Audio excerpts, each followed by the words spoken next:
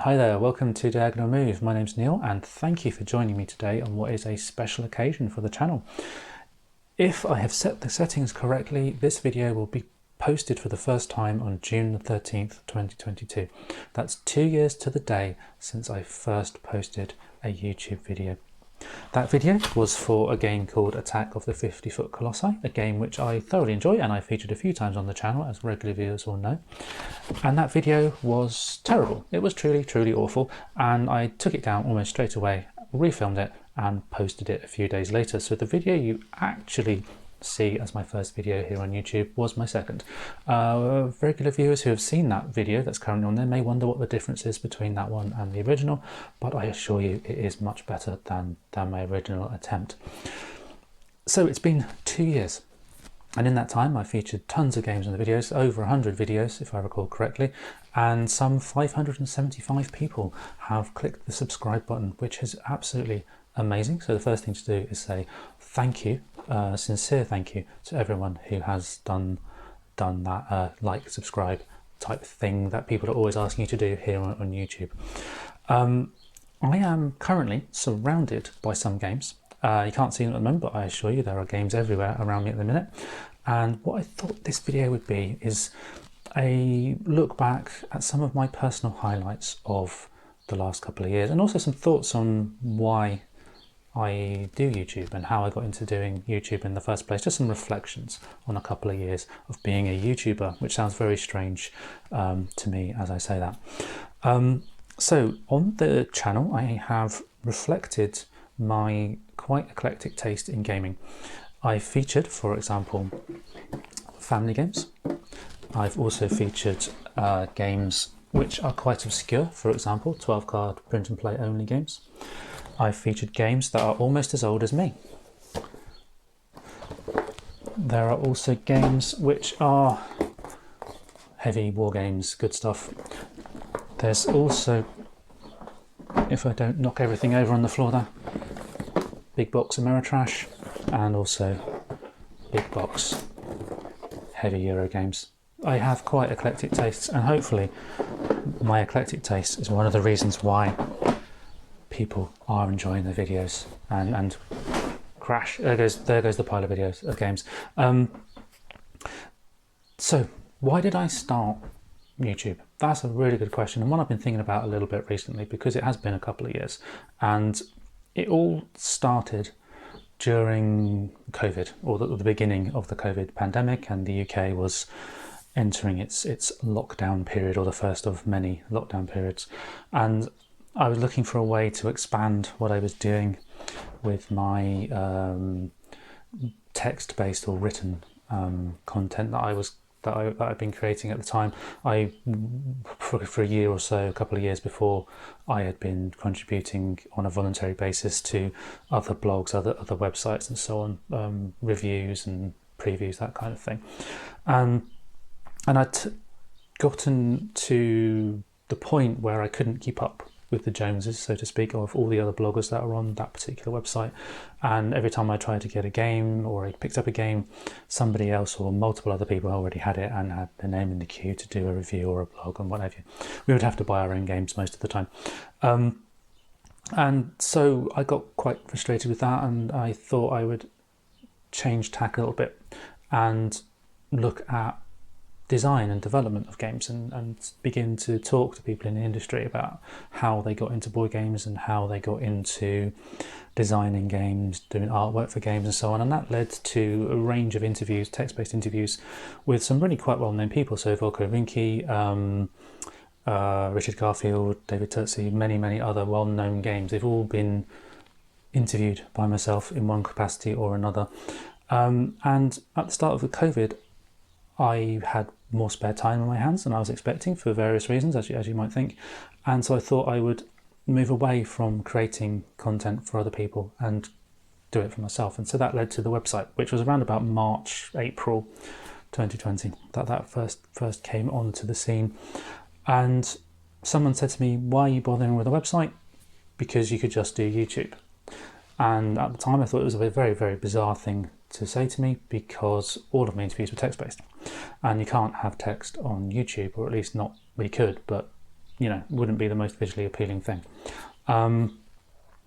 But that thought stayed with me, and after a few months of the website, I thought, why not try it? Why not give it a go? And so that give it a go I did with Attack of the 50-Foot Colossi. And that really kind of opened the floodgates a little bit, because I realised how much I enjoyed talking about games. And one of the reasons YouTube is preferable for me to text or Instagram or whatever is because you can actually have that discussion, admittedly with myself most of the time, about the games that I enjoy. And even though when I first got into gaming, I didn't really know anyone or have a gaming group, so to speak, that you could discuss games with. I had, by the point of starting YouTube, I had found people in a group to play with regularly, quite a reasonable sized group. There were still elements of gaming that I didn't really get to discuss with people. So like the war games is a perfect example. And so YouTube, the videos gave me an opportunity to talk about the games that I like with people who hopefully appreciate the same games, but that for one reason or another are not that easy to find due to the very niche nature of some of the games that I play. So that was the start, and that was the thing. And I come to realise as well that I also like to try to help people find games that they're into.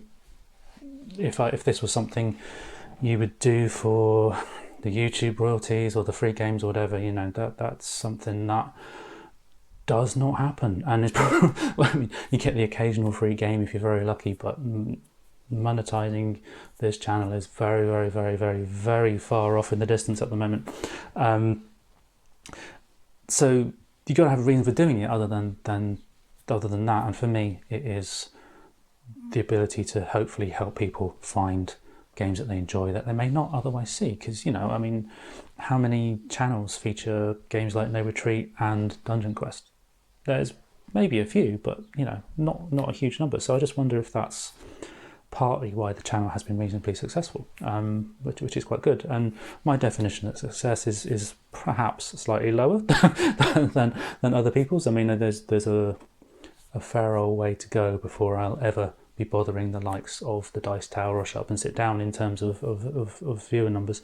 But anyway, that's a little bit about how I got started, why I do it, and why there's such a mix of things on the channel. And it just reflects my own interests. You know, this is my hobby. I get bored very, very easily if I'm just doing one thing all the time, and having a mix of things just is a result of that.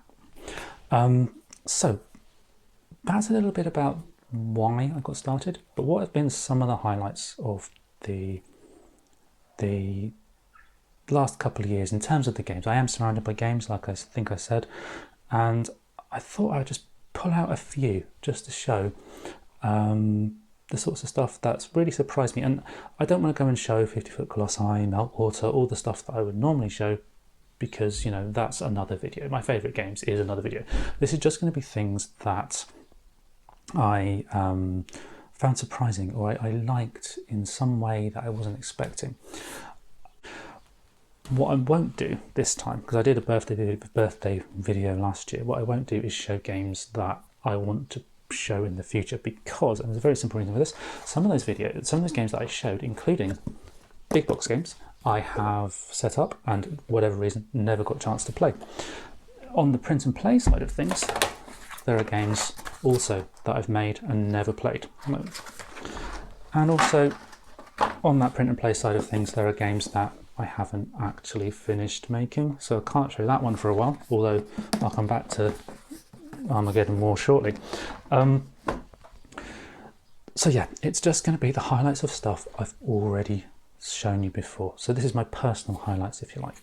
And I'm going to start by showing a few games that are not war games. I mean, the channel does predominantly have historical war game type things on it.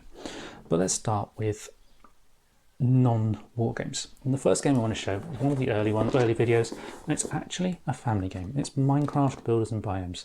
And why on earth would I show a game like this on the channel, and not only show it, but actually say this is actually a surprising game in many ways? And the reason is because it is actually really quite good. It's actually very surprising. When I got it, I was expecting it to be a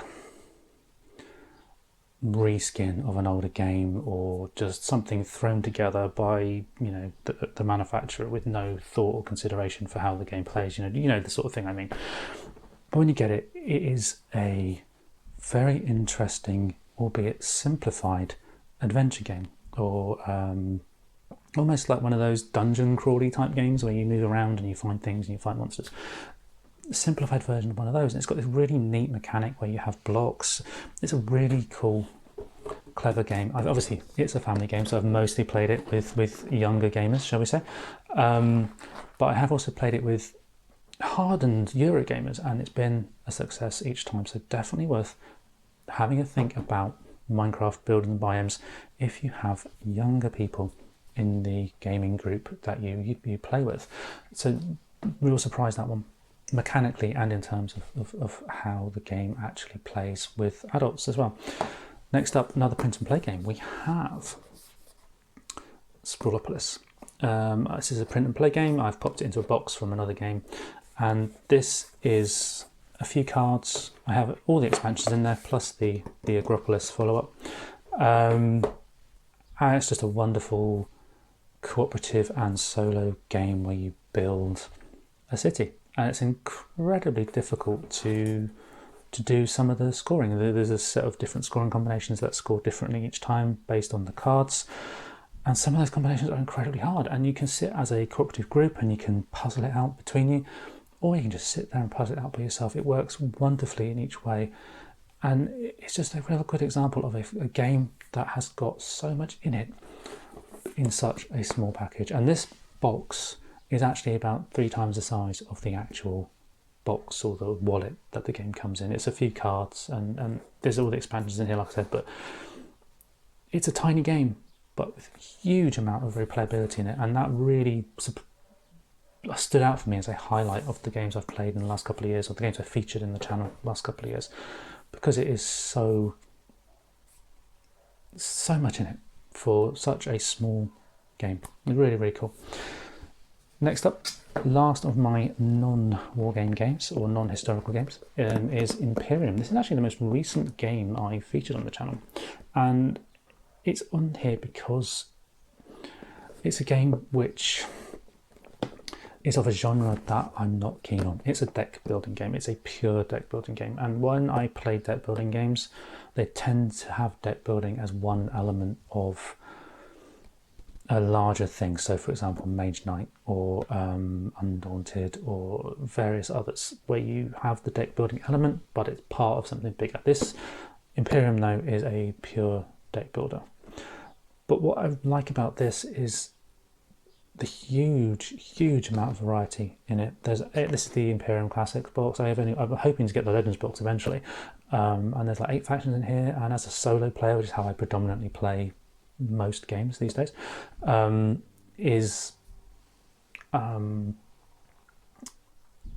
have 8 factions, and each of those 8 factions can be played against the bot in any combination. So just in this box, there's a huge amount of variety, and of course you get the Legends. You take that up to 16, and everything's asymmetrical, and it's just a great game in a genre that I don't normally like, and that is why Imperium I'm highlighting as one of the highlights of the last couple of years, even though it was just a few weeks ago I actually posted the video on the channel. Moving on a little bit to some of the more historical or conflict orientated games, should I say. The first one I'd like to show is one of my print and play games. It's a game I featured probably about a year ago, and it's called World War Z. It's White Dog Games, designed by David Kershaw, solo specific. Now, most of my wargaming, historical gaming, is solo. I tend to play other types of games as part of my gaming group, as I think I just mentioned. But this one is, it's like one of those zombie apocalypse films in a game.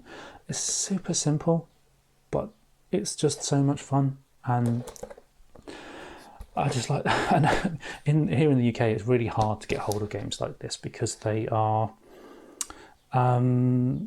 incredibly expensive, I think is probably the best way to describe it. The various reasons, many manufacturers have stopped shipping directly to the UK.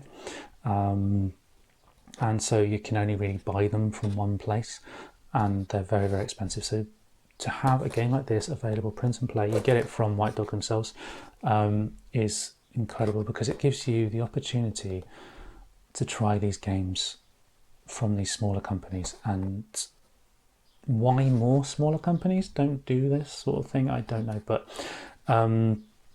it's great to have the opportunity to try these smaller games without having to spend 70 or 80 pounds on some of these games. This one isn't quite that much, but it's some of them are.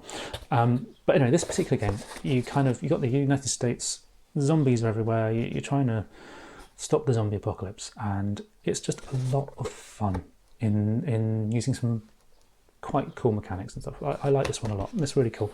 So that's a highlight for me of the last couple of years. Now, I said I'd get back to Armageddon War, but I think I will discuss what I was going to say about Armageddon War here with one of the games from its publisher, which is Crowbar. Now, this game is another relatively recent one. I think I featured on the channel, but I've had it for absolutely ages, and only relatively recently got around to making it, finishing making it, which is why I have only relatively recently shown it. And it's not so much for the game itself, although it is a good game. It's a really good fun game. But the reason I'm featuring Crowbar, and I could have replaced this with Armageddon War as I just mentioned, is because this is the opposite of World War Z. Whereas World War Z is a very small game that's hard to get hold of over here, this is a very big game that's hard to get hold of here in the UK, and it's print and play. And there are hundreds of counters in here. There are cards. The map is huge. The dice are custom dice. There's just so much stuff in here. And the fact that Flying Pig Games, who release it, have released it as a print and play is just phenomenal, because it suggests to me that if Flying Pig can do big box games as a print and play for people who struggle to get hold of them, or perhaps can't afford £100 and something or whatever this thing costs in the real world, they can get it for print and play and still have access to the game and still get to enjoy these bigger games. And why other companies don't do that is beyond me. I mean, there are so many more games by the big companies, GMT, Compass, people like that, who, if they were print and play, I would have way more games in my collection, but they don't. So I go to places like Flying Pig, and I will keep going to places like Flying Pig because they do these big games print and play, and that is wonderful. That is fantastic to me. And like I said, you could swap out Flying Crowbar for virtually any other Flying Pig game. They're all available print and play in one format and another, custom dice and everything. Let's think about something I would really love to be able to play more, because it's a wonderful game, but I just don't have the audience, the group to play it. And that game is Ancient Civilizations of the Inner Sea by GMT. It's historical, it's a combat game, it's throw everything, including the kitchen sink, at the opponents and see who wins when the dust settles. It's a long old game. I mean, if you play the full game, you're going into 5-6 hour territory, but it's got so much variety in it, so much so many different ways of playing it. You can play it as a total war game, or you can play it as a Euro game, which is really cool. And you can play it solo, you can play it up to 6 people. It's really, really good, but it is a game which I think needs a certain group to play, which is a group that I sadly don't have. But the solo is, again, it's a list of priorities that you have to go down. It's not my preferred way of soloing it, but Ancient Civilizations of the Inner Sea, with the right people, is a wonderful game. Glad I featured this one on the channel. The last game I'm going to highlight in this video, and the final section I'm going to talk about, is a game that really reflects to me the positive experiences that I've had on YouTube. Not only is it a great game, it's a game that is one of my more popular videos here on YouTube, the overview video. I've done 2 series now of videos for this game and its sequel.